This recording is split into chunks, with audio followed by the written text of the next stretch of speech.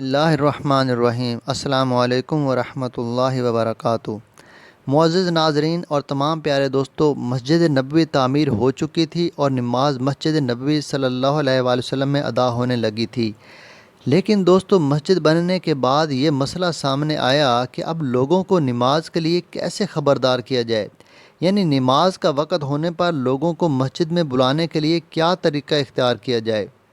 پیارے دوستو، اس پر نبی کریم صلی اللہ علیہ وآلہ وسلم نے صحابہ سے مشورہ لیا اور مختلف آراء سامنے آئیں جو آپ صلی اللہ علیہ وآلہ وسلم کو پسند نہ آئیں۔ پھر اذان کا طریقہ کیسے رائج ہوا، یہ ایک دلچسپ واقعہ ہے جو ہم آپ کو آج کی اس ویڈیو میں سنانے جا رہے ہیں۔ اور دوستو، یہ واقعہ سنانے کے ساتھ ہم آپ کو اذان اور مؤذن کی فضیلت بھی بتائیں گے، لیکن پہلے اذان کی ابتدا کا یہ ایمان افروز واقعہ ملاحظہ فرمائیے۔ روایات میں آتا ہے کہ مسجد نبوی صلی اللہ علیہ وآلہ وسلم کی تعمیر اور مواخات سے فارغ ہونے کے بعد یہ مسئلہ سامنے آیا کہ نماز کے لیے لوگوں کو کیسے بلایا کریں، لہٰذا آپ صلی اللہ علیہ وآلہ وسلم نے اپنے صحابہ کرام رضی اللہ تعالی عنہم سے مشورہ کیا۔ اس سلسلہ میں ایک مشورہ یہ دیا گیا کہ نماز کا وقت ہونے پر ایک جھنڈا لہرا دیا جائے، اس کو دیکھیں گے لوگ تو سمجھائیں گے کہ نماز کا وقت ہو گیا ہے، لیکن حضور نے اس کو پسند نہ فرمایا۔ پھر کسی نے کہا کہ بغل بجا دیا جائے، حضور اکرم صلی اللہ علیہ وآلہ وسلم نے اس کو بھی پسند نہ فرمایا کیونکہ یہ طریقہ یہودیوں کا تھا۔ اب کسی نے کہا کہ ناقوس بجا کر اعلان کر دیا کریں، آپ صلی اللہ علیہ وآلہ وسلم نے اس کو بھی پسند نہ فرمایا، اس لیے کہ یہ عیسائیوں کا طریقہ تھا۔ کچھ لوگوں نے مشورہ دیا کہ آگ جلا دی جائے، آپ صلی اللہ علیہ وآلہ وسلم نے اس تجویز کو بھی پسند نہ فرمایا، اس لیے کہ یہ طریقہ مجوسیوں کا تھا۔ دوستو، کہتے ہیں کہ ایک مشورہ یہ دیا گیا کہ ایک شخص مقرر کر دیا جائے کہ وہ نماز کا وقت ہونے پر گشت لگا لیا کریں۔ چنانچہ اس رائے کو قبول کر لیا گیا اور حضرت بلال رضی اللہ تعالیٰ عنہ کو اعلان کرنے والا مقرر کر دیا گیا۔ روایات میں آتا ہے کہ انہی دنوں حضرت عبداللہ بن زید رضی اللہ تعالیٰ عنہ نے خواب دیکھا۔ انہوں نے ایک شخص کو دیکھا، اس کے جسم پر 2 سبز کپڑے تھے اور اس کے ہاتھ میں ایک بغل تھا۔ حضرت عبداللہ بن زید رضی اللہ تعالیٰ عنہ فرماتے ہیں کہ میں نے اس سے پوچھا، کیا تم یہ بغل فروخت کرتے ہو؟ اس نے پوچھا، تم اس کا کیا کرو گے؟ میں نے کہا، ہم اس کو بجا کر نمازیوں کو جمع کریں گے۔ اس پر وہ بولا، کیا میں تمہیں اس کے لیے اس سے بہتر طریقہ نہ بتا دوں؟ میں نے کہا، ضرور بتائیے۔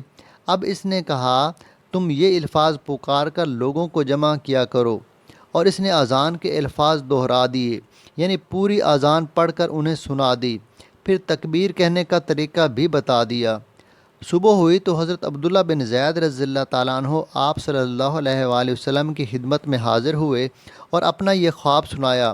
خواب سن کر آپ صلی اللہ علیہ وآلہ وسلم نے ارشاد فرمایا، بے شک یہ سچا خواب ہے، تم جا کر یہ کلمات بلال کو سکھا دو تاکہ وہ ان کے ذریعے اذان دے، ان کی آواز تم سے بلند ہے اور زیادہ دلکش بھی ہے۔ حضرت عبداللہ رضی اللہ تعالیٰ عنہ حضرت بلال رضی اللہ تعالیٰ عنہ کے پاس آئے، انہوں نے کلمات سیکھنے پر صبح کی اذان دی۔ اس طرح سب سے پہلے اذان فجر کی نماز کے لیے دی گئی۔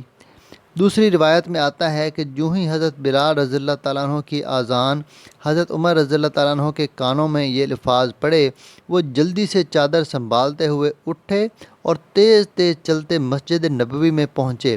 مسجد میں پہنچ کر انہیں حضرت عبداللہ بن زید رضی اللہ تعالیٰ عنہ کے خواب کے بارے میں معلوم ہوا۔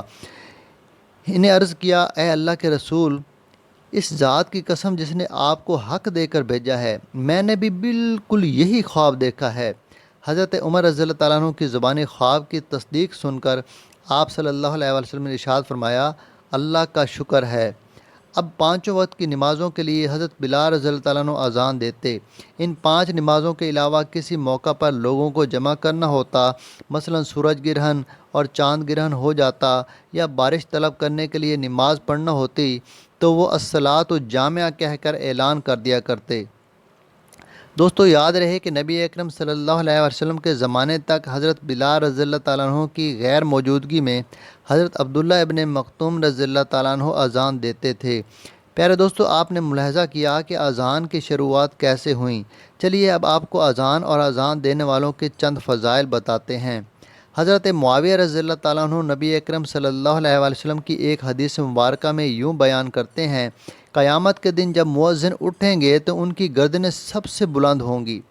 اس کو یہ فضیلت اذان کی وجہ سے حاصل ہے، کیونکہ اذان ایک دعوت نامہ ہے، اور جو کوئی اللہ کے لیے بندوں کو اللہ کی طرف بلاتا ہے، اللہ تعالیٰ اس سے خوش ہوتا ہے۔ حضرت ابو ہریرہ رضی اللہ تعالیٰ عنہ کہتے ہیں، میں نے رسول اکرم صلی اللہ علیہ وآلہ وسلم کو فرماتے ہوئے سنا، مؤذن کی آواز جہاں تک پہنچتی ہے اس کی مغفرت کر دی جاتی ہے، اور ہر خشک وتر اس کے لیے مغفرت طلب کرتا ہے۔ دوستو، کتنی بڑی فضیلت کی بات ہے کہ ہر چیز مؤذن کے لیے مغفرت طلب کرے۔ اللہ تعالیٰ سے دعا ہے کہ اللہ تعالیٰ ہمیں بھی اس عمل کے لیے قبول فرمائے، اور اس عمل کو کرنے پر ہمیں اپنے محبوب و مقبول بندوں میں شامل فرمائے۔ آمین۔